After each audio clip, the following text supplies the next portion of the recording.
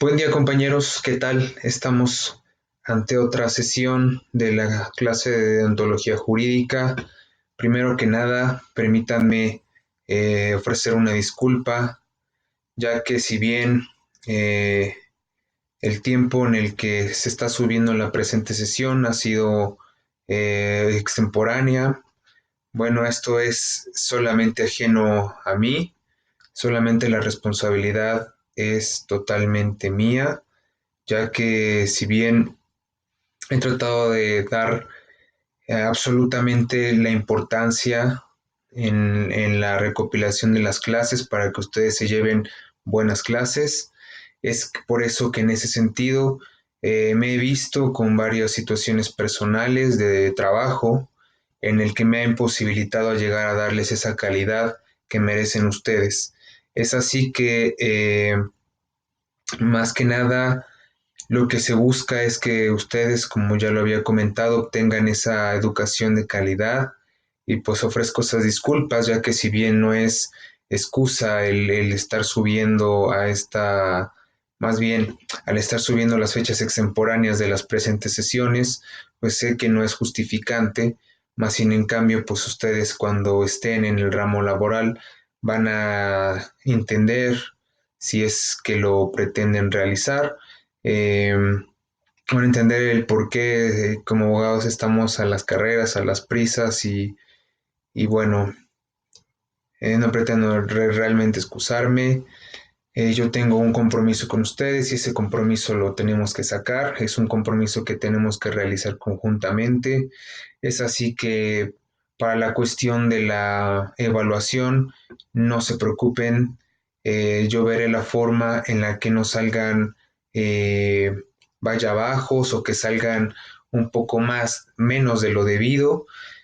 Esto como resultado de que al igual que ustedes me están dando la oportunidad de seguir la flexibilidad, pues entonces en ese sentido yo también tengo que ponerme flexibles en ese aspecto de la evaluación y posteriormente eh, todo el proceso que tenga que ver para la obtención de su calificación.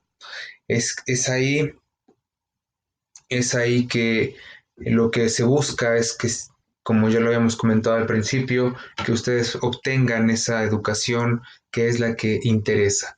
Lejos de quien esté del otro lado de la pantalla, yo creo que es la educación, la transmisión de esos valores, de esa información que es la que debe de ser la más importante en el juego de los roles del docente y del alumno. Es ahí, compañeros, que una vez ofreciéndoles toda esta serie de situaciones, pues pasamos a las clases y de nueva cuenta cabe recalcar que no es culpa de nadie, no es culpa de la coordinación, de nada, sino que la responsabilidad recae solamente en mí, puesto que he tenido, como se los había comentado, cuestiones laborales en las que me ha imposibilitado poderse regular ante sus sesiones. Más sin en cambio, lo que yo busco es darle la calidad en cada una de las sesiones que les estoy dando. En ese sentido, eh, pues vuelvo a lo mismo, me toca a mí ser flexible en la cuestión de la evaluación, así que es importante que realices los trabajos que hemos estado, bueno, que en este caso hemos colocado que son dos, solamente son ensayos, resúmenes acerca de las clases para que esto quede afianzado, este conocimiento, y bueno, vuelvo a lo mismo, ¿no? Vamos a ser flexibles en esa situación para que no tenga ningún problema al momento de su evaluación. Así que vamos a continuar.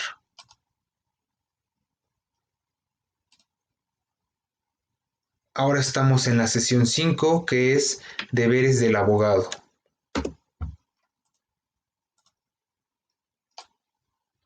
Uno de los deberes del abogado que debe de contemplar este profesional es acerca del secreto profesional. El secreto profesional, si bien es algo que la mayor parte, o si no es que todas las licenciaturas la tienen en la cuestión de la enseñanza de la deontología en la práctica profesional, el secreto profesional siempre se ve involucrado como en la parte en donde nosotros obtenemos ese rol de profesionista. Es aquí que Vamos a ponerlo acá, independientemente de que cualquier persona que haya obtenido un título universitario tenga la obligación de guardar el secreto profesional. Esto lo extraímos del artículo 36 de la Ley de Profesiones. La mayoría de la gente considera que los abogados son depositarios de confianza y discreción, ya que por las características propias de la disciplina que ejercen, casi siempre reciben información confidencial relacionada con problemas muy particulares o delicados de sus clientes. Ahora bien, para que un abogado se encuentre en condiciones de ofrecer una adecuada asesoría o bien de redactar una demanda, antes que nada necesita escuchar a su cliente, muy importante, quien le confía hasta el mínimo detalle respecto del caso correspondiente, pormenores cuyo conocimiento por parte de personas ajenas al mismo podría dañar la honra de aquel que le brindó la confianza. El secreto profesional aquí, compañeros, es algo muy importante. Por el simple hecho de que nosotros conocemos el área jurídica, pues llegamos nosotros a comprender lo que es el tener que escuchar los casos profundos. Te va a tocar en tu larga experiencia profesional casos prácticamente que tú digas esto es totalmente gracioso, irónico, hasta casos que son totalmente delicados, que por el simple hecho o naturaleza de la conducta, pues el decirlo puede ser algún tabú, puede ser algún problema o puede ser algo que conlleve o que lleve la contraria a tus intereses o a tus pensamientos. Pero el profesionista es aquel que ante cualquier información, eh, cualquier dato que a uno le cuenten, pues nosotros tenemos el deber de conducirnos con toda ética, ¿vale?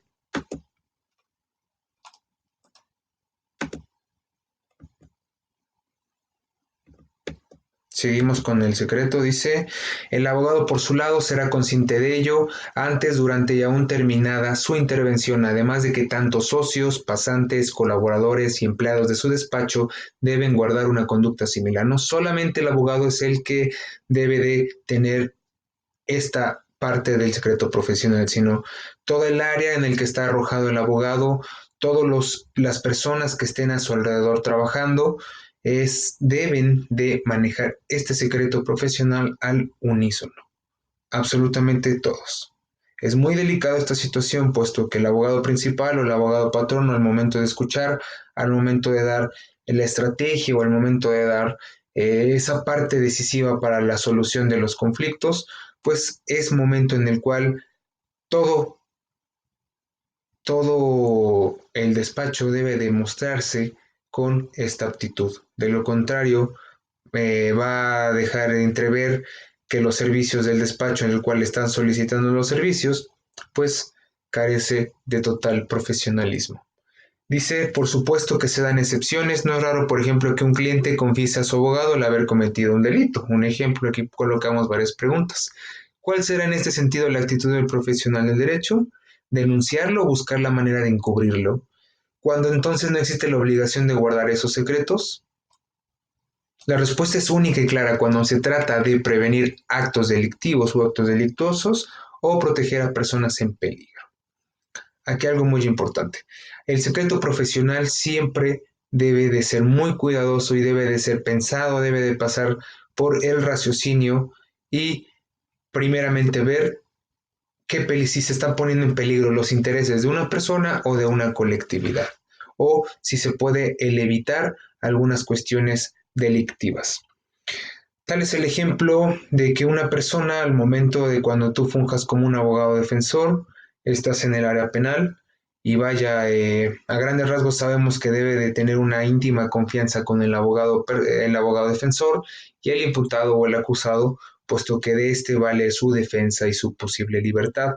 En ese sentido, pues hay una tensión cuando el abogado le solicita que le diga la verdad al inculpado y pues al momento de declarar, de decirle que efectivamente él fue el que realizó el acto delictivo, pues ahí es en donde nosotros empezamos a jugar con esta parte de la ética, con esta parte del secreto profesional, porque como si bien buscamos qué hacer, ¿no? Si obviamente nosotros fungimos o tenemos ese carácter ya de defensor público, defensor privado, pues nosotros sabemos que estamos entrando a nuestra parte profesional en donde tenemos que guardar el secreto, ¿no? Según la estrategia que tú desempeñes. Ahora bien, cuando tú estás en una consulta y a ti te vienen y te preguntan algo o declaran algo, entonces tú verás dos opciones. La primera, saber denunciarlo, saber intervenir o saber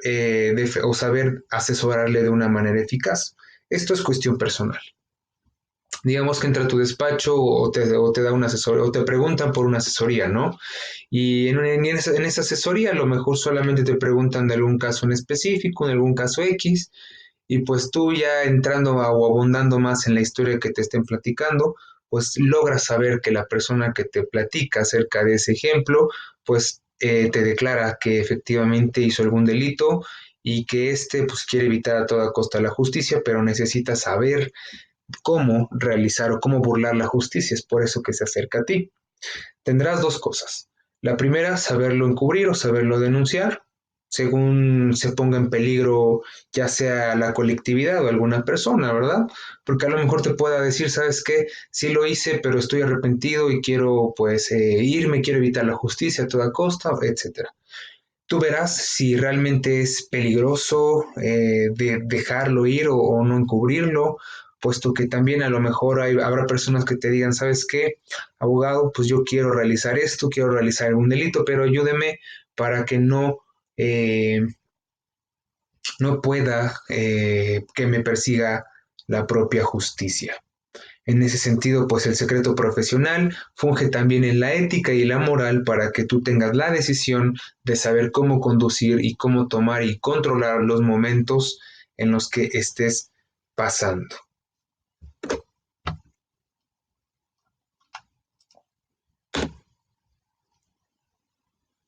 Vamos, dice, a este respecto al artículo 12 del Código de Ética Profesional de la Barra de Abogados, todas estas legislaciones las pueden ustedes ubicar rápidamente en el Internet y no hay ningún problema. Dice la extinción de la obligación de guardar el secreto. El abogado que sea objeto de un ataque grave e injustificado de su cliente estará dispensado de la obligación de guardar el secreto profesional y podrá revelar lo indispensable para su defensa. Cuando un cliente comunicara a su abogado la intención de cometer un delito, tal confidencia no quedará amparada por el secreto profesional y el abogado deberá hacer las revelaciones necesarias para prevenir un acto delictivo o proteger a personas en peligro, como ya lo habíamos comentado. El secreto profesional, si bien debe de ser algo cuidadoso, debe de ser algo que esté ahí inmerso, porque eso es lo que nos da el carácter de profesionales a nosotros, pero que también nosotros estamos extensos de declarar algo en secreto profesional cuando estamos en peligro o cuando vemos que la persona o una colectividad está en peligro. Vamos a seguir con los deberes. ¿Qué otro deber tienen? Bueno, seguimos en el secreto. Dice, independientemente de cualquier persona que haya obtenido un título universitario, tenga la obligación de guardar el secreto. En el artículo 36 de la Ley de Profesiones, la mayoría de la gente considera que los abogados son depositarios de confianza y discreción, ya que por las características propias de la disciplina que ejercen, casi siempre reciben información confidencial, lo que hayamos visto en las primeras en las primeras diapositivas. Dice, así el secreto profesional contempla dos aspectos que no es posible separar. Por un lado, la necesidad del cliente de manifestar a su representante legal ciertas confidencias con objeto de que los problemas del primero lleguen a resolverse. Claramente está, el cliente tiene la necesidad de salir de su problema. ¿Y cómo va a salir de su problema? Pues exponiéndote la verdad. Si un cliente no te expone la verdad, entonces está en el entendido de que su asunto no pueda llegar a resolverse al 100%, las cuales se exteriorizan no simplemente por querer desahogarse, sino porque es imprescindible que aporte dichos datos para que su abogado cuente con la información suficiente a efecto de emitir un diagnóstico apropiado. Y por otro lado, la certeza de que el profesional del derecho no revelará estas confidencias excepto en los casos aludidos. Y aquí son casos muy delicados. En lo personal, se tuvo un asunto, obviamente un asunto penal de carácter muy delicado, de carácter grave, que se tuvo que manejar con la extrema delicadeza. ¿A qué delito me estoy refiriendo? Una violación. Tuvimos la oportunidad de colaborar para la defensa de un asunto acerca de una violación a una menor de edad y aquí todos los datos y los asuntos se manejan de carácter delicado y de carácter secreto. Pareciera ser que es un juego o que suena algo gracioso, pero realmente es algo muy delicado que es real. Y esta parte que tocó defender, pues fue al imputado al que se le estaba acusando de violación, puesto que al momento de entrevistarnos con él, pues efectivamente él menciona que él fue quien realizó esa conducta y obviamente que la defensa salga adecuada necesita saber absolutamente de todos los pormenores y detalles para obtener esa estrategia que pudiese haber eh, favorecido su caso, ¿verdad? Es así que el secreto profesional entra desde ahí, él te deposita la confianza y tú mismo tienes que ser igual. No puedes salir a la calle o comunicarle a alguien que efectivamente esta persona fue o realizó o a lujo de detalle, ¿no? Es ahí que debe de imperar el secreto profesional.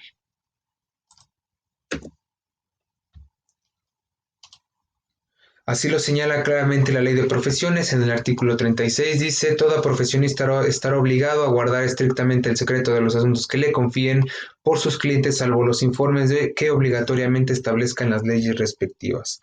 Obviamente, si alguna ley, alguna autoridad judicial llegase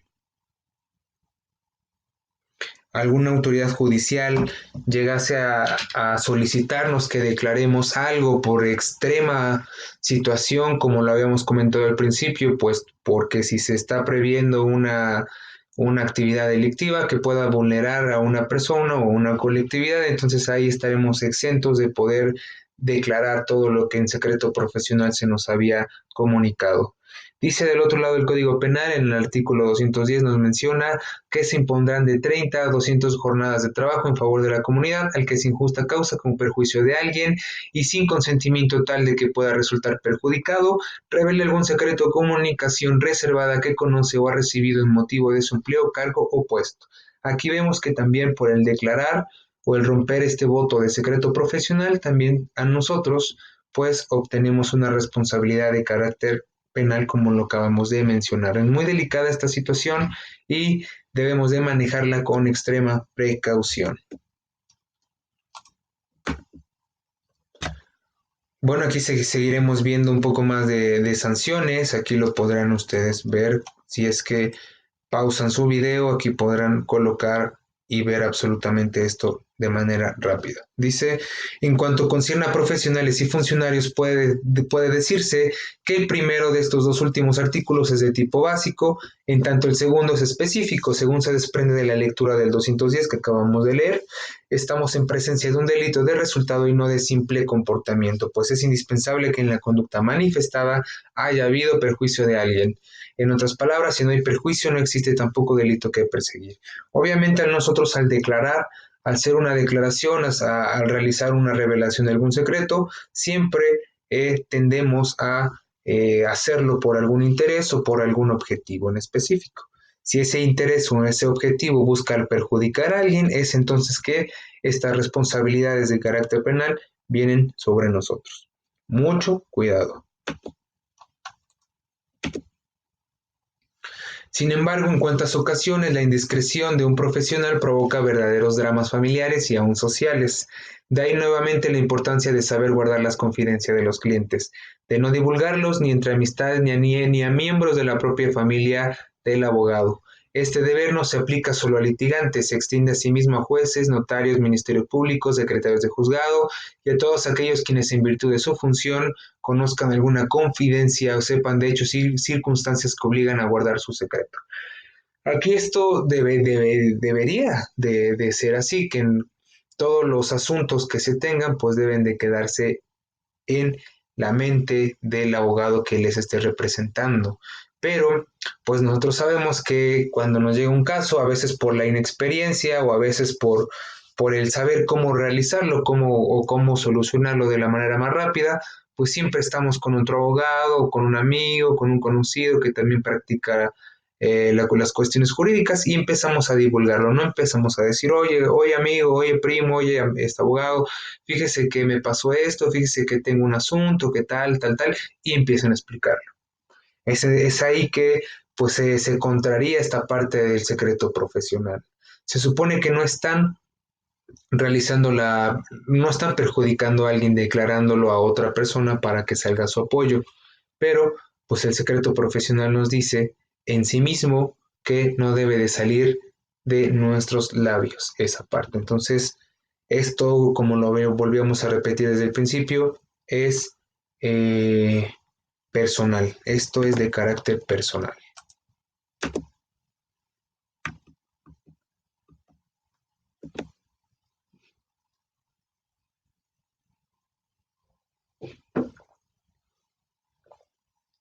Vamos con los honorarios. Algo muy sonado, algo que siempre como abogados, como estudiantes necesitamos saber, porque luego ya empezamos a escuchar como que asuntillos, ya empezamos a querer a movernos, pero no sabemos cómo cobrar o no tenemos la idea de cómo realizar esta parte económica. Es ahí que primero que nada, eh, pues que no hay algo establecido para que se cobre una forma de cobrar, una forma de poder realizar los honorarios, más sin en cambio hay una legislación, hay una regulación, una norma en la cual nos da una aproximación de cómo es que debemos de pedir esos honorarios. Más adelante lo vamos a detallar y primero vamos a explicar cómo se debe de cobrar los honorarios, en qué sentido y en qué forma se deben de llevar totalmente a cabo esta parte. Dice, cuando un abogado celebra un contrato de prestación de servicios, por lo regular es él quien establece la cuantía de sus honorarios. En otros casos aplica el arancel de costo regulado por la Ley Orgánica del Tribunal Superior de Justicia del Distrito Federal. Ojo aquí. Eh, yo te considero, o más bien te aconsejaría, que para que tuvieses una idea de cuánto es lo que tienes que cobrar por determinada acción, te invito a que tú busques una legislación que se denomina arancel de costas del Distrito Federal o para la prestación de servicios del Distrito Federal.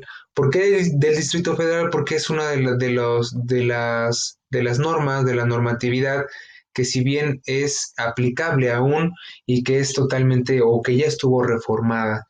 Ahí vamos a observar claramente cuánto es lo que como abogados debemos de cobrar, cómo es que debemos actuar o cómo es que debemos de pedir.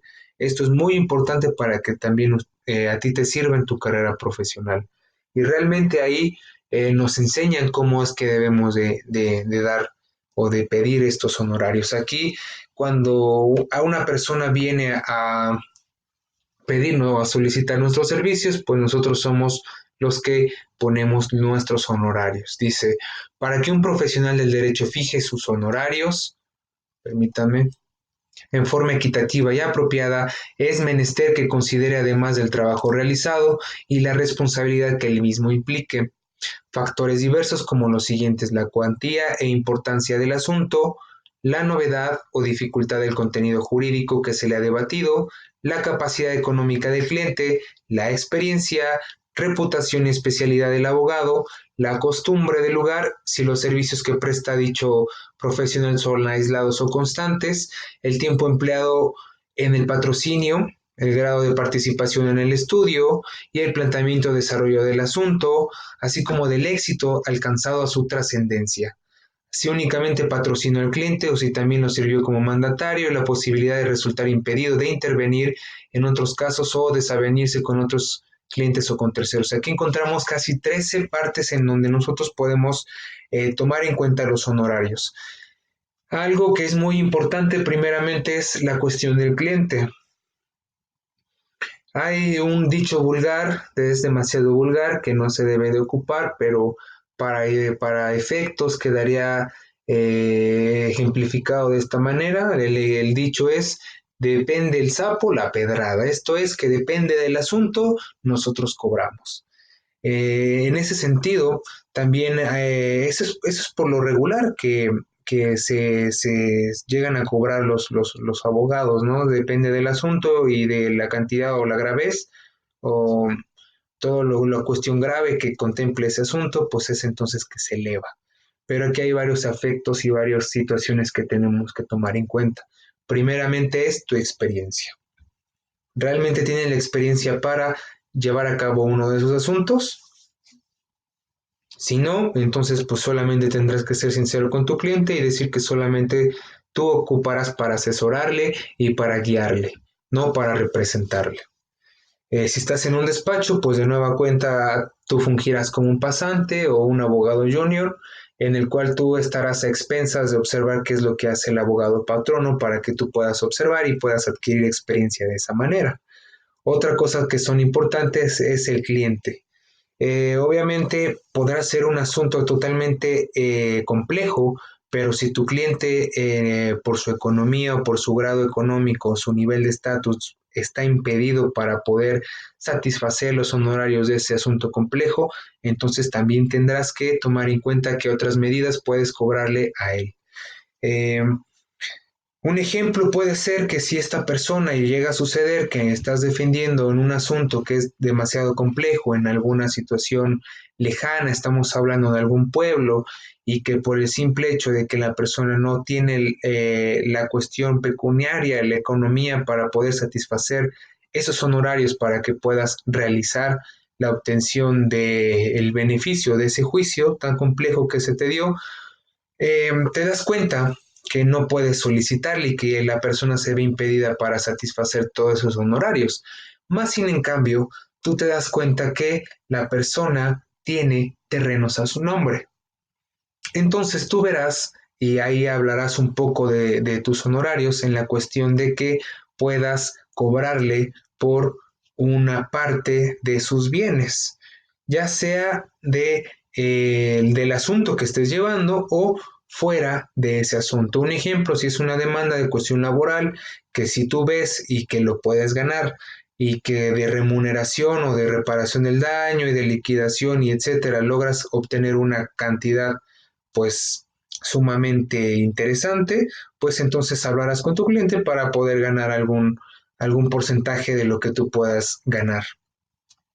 Eso es cuestión personal.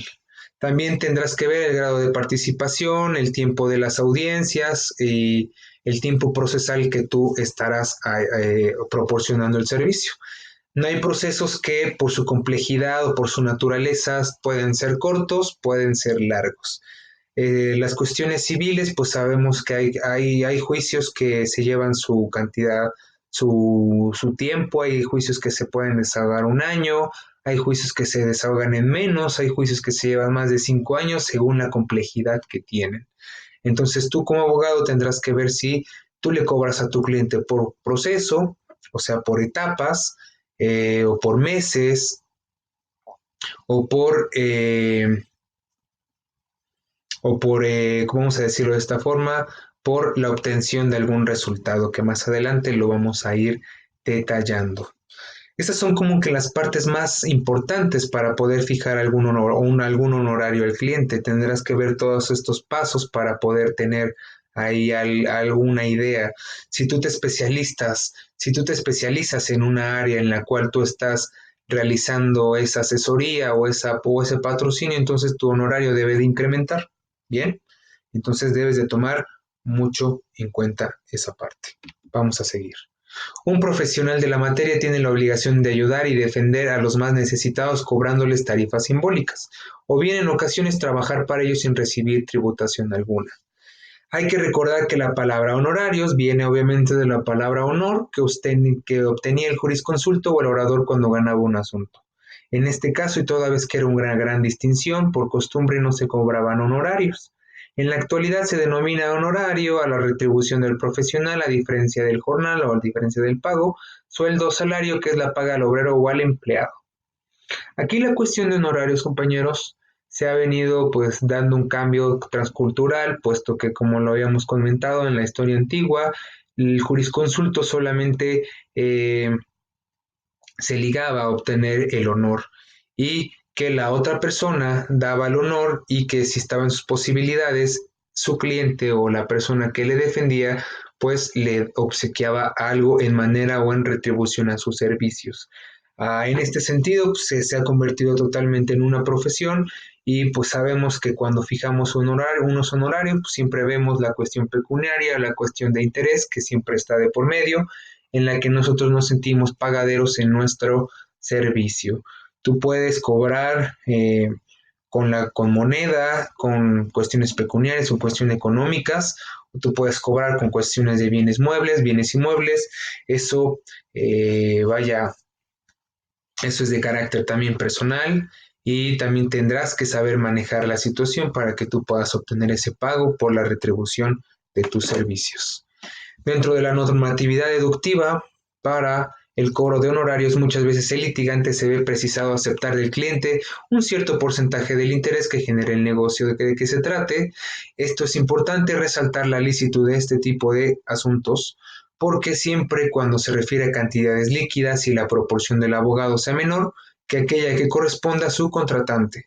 Por tanto, no está por demás puntualizar la ilegalidad en que se incurre cuando este último, al no contar con dinero suficiente para cubrir los emolumentos de su representante, quiere hacerlo en especie, por ejemplo, con uno de los inmuebles objeto de un juicio. Aquí, en el contrato de cuota, es un contrato en donde se fija la obtención de, vaya, si se gana.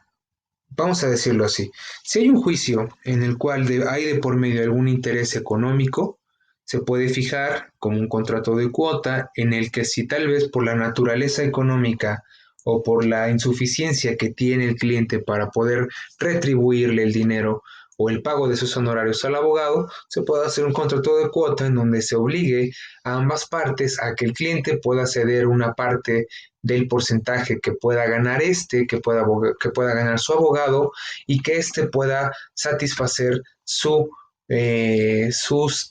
vamos a decirlo, sí, sí, claro, sus honorarios. Pero la ley nos dice que nos prohíbe que él no puede actuar, no puede obtener algo que esté en materia de litis. O sea, si estamos hablando de algún bien inmueble que se está tratando de rematar, lo que se busca es que el momento de que se dé el remate y que se obtenga el dinero, esto es el proceso o el resultado de uno sobre el otro, pero lo que interesa es sobre lo último. En este caso es sobre el dinero que se tenga sobre el remate de esa casa. Y sobre esa cuota o sobre ese dinero, sobre esa cantidad, ya va restado o ya va el porcentaje que le corresponde al abogado. Pero ojo, no se puede realizar el abogado, no se puede cobrar con algo que está previsto en la litis. Esto es que él, al momento de realizar el remate, pues él es el que sea ahora o el que obtenga ciertos derechos para que obtenga directamente parte en el remate. Espero poder explicarme de la mejor forma, pero este es un claro ejemplo de que el abogado no puede realizar este tipo de situaciones, puesto que si las hace y el propio juez se entera, pues obviamente esa parte de tu negocio no se va a poder llevar totalmente a cabo. Vamos con la cuantía del negocio, otra parte de cómo cobrar honorarios. Dice, incluye la suerte principal y los intereses demandados para el efecto de regular los honorarios de los abogados en el estado de Jalisco. ¿Por qué citamos el estado de Jalisco, compañeros? Porque también en el estado de Jalisco mantiene una de la normatividad de aranceles de pago por la prestación de servicios muy actual, muy interesante y pues es también utilizada hasta hoy en día. Entonces también si tienes el interés, te invito a que busques el arancel por los pagos de los servicios profesionales en el estado de Jalisco. Establece en el artículo 146 el Código de Procedimientos Civiles de este Estado que para efectos de regular las costas debe atenderse el valor del negocio que hubiera establecido la sentencia hasta la fecha en que causa ejecutoria. Ahora bien, para determinar los honorarios de los abogados conforme al arancel correspondiente que forma parte de las costas, en los asuntos en que aún no se haya pronunciado sentencia, la cuantía del asunto debe establecerse considerando tanto la suerte principal como los intereses determinables reclamados todos en la demanda en virtud de que el profesionista litiga, presta sus servicios y adquiere su responsabilidad sobre la totalidad de las prestaciones que se discuten en el juicio. Esto es, si una vez que fijen el pago por las costas de tus servicios, entonces esta cuantía siempre va a ir por la suerte principal y por lo que haya dado o lo que haya sentenciado el juez en ese sentido. Una vez que se cause ejecutoria, que ya no se pueda llevar atrás, entonces tú podrás o podrás cobrar por la cuantía del negocio.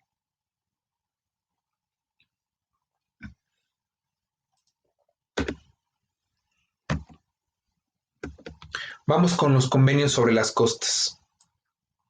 Las cuestiones relativas al pago de costas no pueden ser objeto de convenio previo entre las partes porque el concepto de las mismas es de carácter procesal y se deriva principalmente de que la sentencia en su único título constitutivo, una estipulación con efectos netamente contractuales, no puede influir en manera alguna en situaciones jurídicas creadas no por voluntad de los contratantes, sino en virtud de disposiciones legales que rigen el procedimiento, como son las que resultan con motivo de la condenación en costas. Esto es, que está prohibido negociar sobre las costas en el presente caso o en el momento de que se dé la sentencia, puesto que estas son de carácter procesal. Esto es, que tú no puedes poner un presupuesto o una cantidad acerca de lo que te tienen que dar.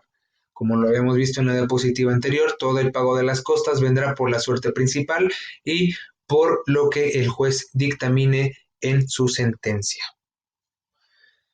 La segunda parte del artículo 17 de la Constitución General de la República nos dice que se refiere al hecho de que la impartición de la justicia será gratuita, quedando en consecuencia prohibidas las costas judiciales. Esto es, que ninguna instancia judicial puede solicitarte costa alguna para efectos de realizar algún trabajo procesal o que a este le sea solamente o sea, que éste solamente tenga la responsabilidad de hacer, ¿me explico? O sea que no se puede que la instancia judicial nos diga, ¿sabes qué? No se puede pasar a esto porque necesita el pago de una costa judicial. Absolutamente queda prohibido todo cobro de costa judicial que se pueda hacer. Así que ojo, ten mucho cuidado, estate atento cuando ya estés inmerso en esta situación en el juzgado y bueno, veas y que te des cuenta cuando querrán hacerte alguna de estas cosas, porque ha pasado, porque a veces cuando los abogados, en específico todos los trabajadores, digo no todos, pero algunos que están en el juzgado, pues obviamente se dan cuenta de cuáles son los abogados que están comenzando, que están pensando o que ignoran ciertas cuestiones de la ley, pues estos se pueden aprovechar para sacar el máximo partido posible. Entonces, ten mucho ojo en esta situación. Todos los gastos, costas que realice el juzgado deben de ser gratuitos. Otro deber que tiene que tener el abogado es una lealtad hacia el cliente, una lealtad a ojo ciego, ¿eh? La lealtad está basada en los valores de justicia, verdad y honradez. Es obvio que quien contrata los servicios de un abogado necesita sentir que éste le será fiel desde el principio, que no lo va a abandonar o traicionar y que siempre utilizará toda su imaginación, creatividad e inteligencia para contrarrestar los argumentos del litigante opositor. Algo, compañeros, se los digo por experiencia propia, algo que al cliente le encanta es cuando su abogado prácticamente le dice lo que quiere escuchar. No solo lo que quiere escuchar en sentido de que no lo sabe hacer, sino que en sentido de poderle dar específicamente una solución a su conflicto. No hay mejor cosa que el cliente le maraville, que tú como abogado, como un servidor profesional, tú logres obtener y darle esa atención necesaria, esa lealtad en el cual tu cliente llega a confiar en ti y pueda depositar su confianza y que en ese sentido, pues tú puedas llevar a cabo su defensa exitosa. Cuando tú tengas o hagas sentir a tu cliente con esa lealtad y esa confianza, compañero, tienes las puertas abiertas para todo, ya sea tanto para honorario y para alguna otra cuestión de interés.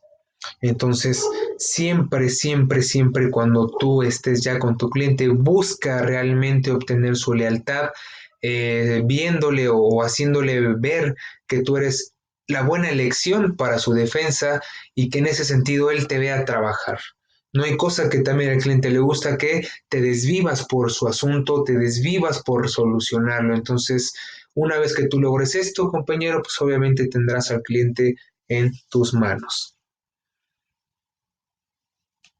Vamos a continuar. Seguimos viendo aquí más cuestiones. Por su parte, el Código Penal sanciona este proceder de la siguiente manera. Artículo: se podrá imponer de 3 meses a 3 años de prisión por abandonar la defensa de un cliente o negocio sin motivo justificado y causando daño al defensor de un reo, sea particular o de oficio, que solo se concreta aceptar el cargo y a solicitar la libertad caucional que menciona la infracción 1, sin promover más pruebas ni dirigirlo en su defensa.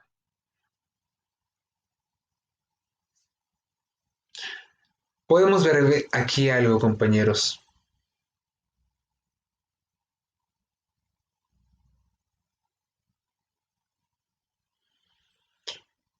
Eh, Dice: la lealtad hacia el cliente también implica la sinceridad. El abogado debe buscar el beneficio de su cliente y no hacia el propio.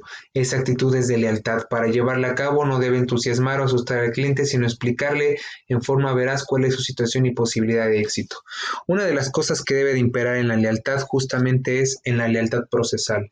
Esto es que nosotros no debamos de inclinarnos por algún acto de corrupción o algún acto de soborno que se pueda incurrir para que pueda ver por interés personal y que en este sentido pues perjudique al cliente.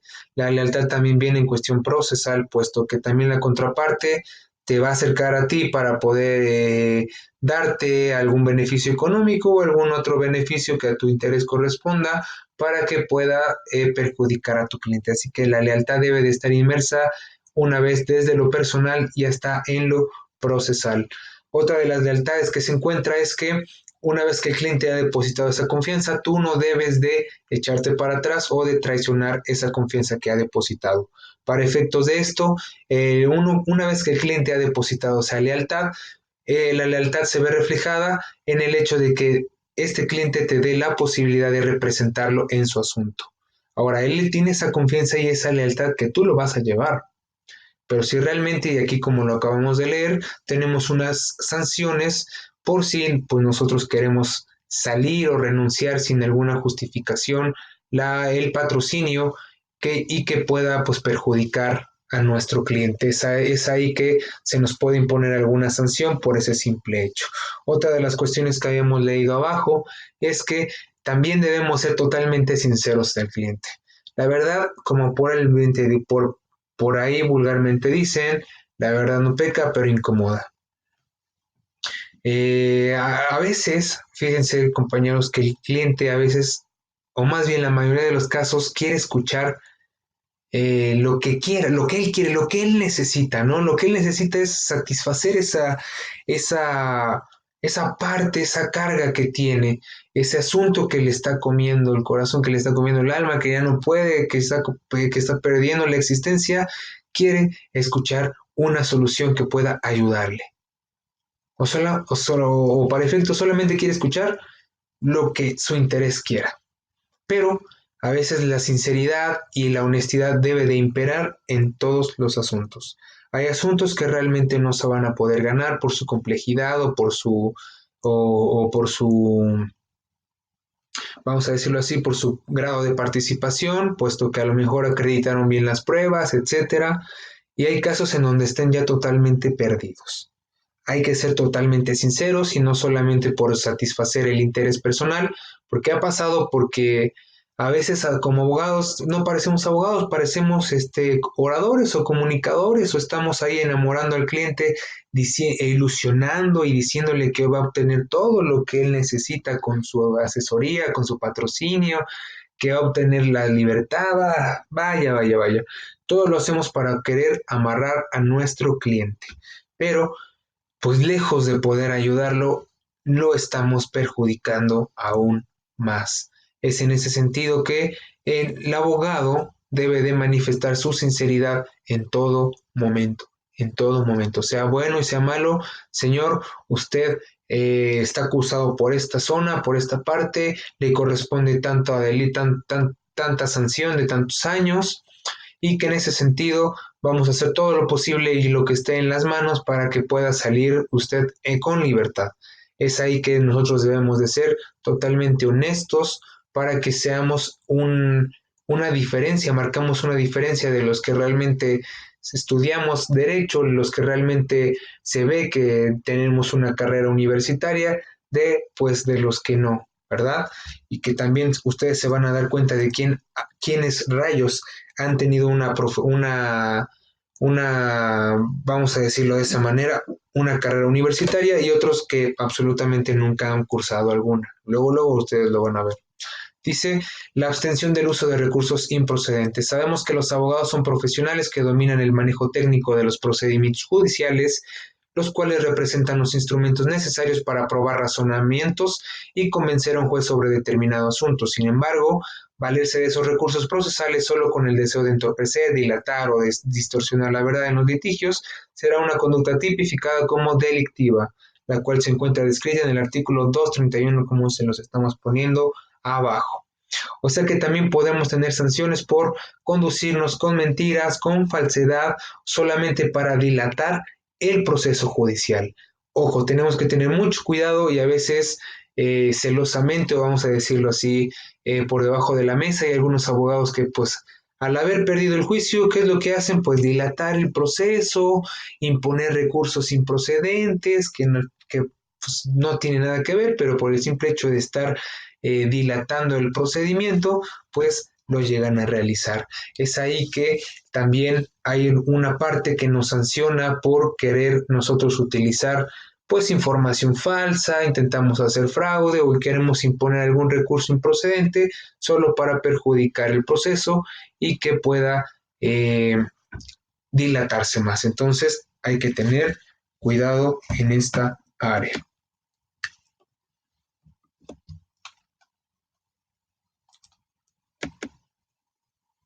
Igual mismo, alegar a sabiendas hechos falsos o leyes inexistentes o ya derogadas, pedir términos para aprobarlo notoriamente el que no pueda aprobarse. Y bien, ustedes lo estarán leyendo con más detalle. ¿Qué dice la abstención de la práctica del soborno? El diccionario de la lengua española señala que la palabra sobornar significa corromper a uno con dádivas para conseguir de él una cosa. La primera y más trascendente finalidad del derecho es la impartición de justicia, es decir, buscar que cada quien reciba lo que le corresponde, que exista coincidencia y congruencia entre la verdad de hecho y la verdad jurídica. Por tanto, el profesional que practica la abogacía debe procurar no únicamente ser justo, sino propiciar que los jueces también lo sean. De ahí la imperiosa necesidad de que estos últimos, al emitir sus sentencias, den ejemplo de imparcialidad y rechacen siempre situaciones o elementos que fomenten el cohecho y el tráfico de influencias. Y aquí, compañeros, también es algo personal y que por lo general debe de cumplirse. No sobornemos, por favor. Tratemos de eliminar la corrupción que está imperando o que todavía está inmersa en el sistema jurídico mexicano. Realmente nosotros como mexicanos lo que buscamos es, con perdón de la palabra, ser chingones, tratar de pasar por encima de la otra persona, tratar de mirar al otro por encima del hombro, tratar de pasar por quien se tenga que pasar para que nosotros seamos fregones. La verdad es que también nos dicen que para ser fregones no nos dan ni siquiera el camino adecuado para hacerlo, sino que nos dicen tienen que ser fregón y nosotros pues buscamos o forjamos el camino. Y a veces el camino más fácil es por parte de la corrupción, ofreciendo alguna dádiva para obtener algún interés o algún beneficio. Justamente es lo que realmente estamos pasando. Un ejemplo muy claro está en la obtención de algún documento o la obtención de algún o el acceso de alguna carpeta que en el cual tú no estás autorizado, pues simplemente la diligenciaria al momento de que estés ahí o de que estás ya solicitando esa parte de las copias o del expediente y pues al momento de que ve que no eres o no estás con la personalidad jurídica acreditada, pues obviamente tú ya sabes que pues dándole alguna dádiva, pues él te puede dar el acceso. Entonces, por favor, solicitamos que no haya corrupción, pero nosotros también somos propagadores de esa corrupción. Entonces, primeramente, toma ese cambio de conciencia en el que deja de pensar que el ser mexicano es fregón y que sí, que un fregón debe de pasar por cualquier fuerza o por cualquier motivo para obtener lo que sea. No, de veras te lo digo y de lo personal, sé una de las personas que realizan la buena práctica, una buena práctica sana y que pues elimine poco a poco la cuestión del soborno y la corrupción, porque esto nos corresponde a nosotros como profesionales. Si queremos dejar de escuchar que nosotros nos dicen que somos corruptos o que somos pues traidores, porque pasa que a veces nosotros vendemos casos, a veces tenemos casos y se los vendemos o donde nos dejamos ganar porque nos van a dar algo y bueno, infinidad de situaciones. Así que compañeros, la obligación y la postura está con ustedes, ¿vale? Así que vamos a dejarle hasta este punto